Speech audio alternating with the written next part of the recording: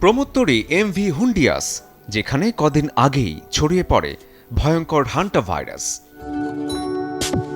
জাহাজে ছিলেন ২৮টি দেশের ১৪৯ জন যাত্রী।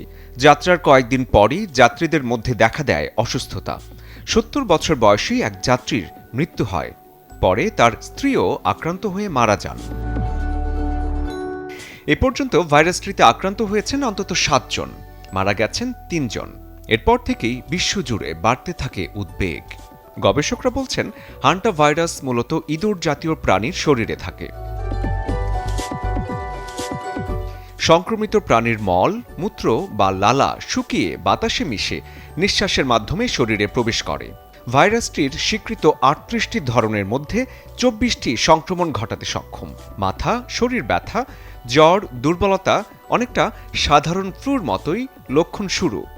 এই ভাইরাসে মৃত্যুহার প্রায় ৩৮% পর্যন্ত। বিশ্ব স্বাস্থ্য সংস্থা বলছে, এই ভাইরাসের এখন পর্যন্ত কোনো ভ্যাকসিন নেই।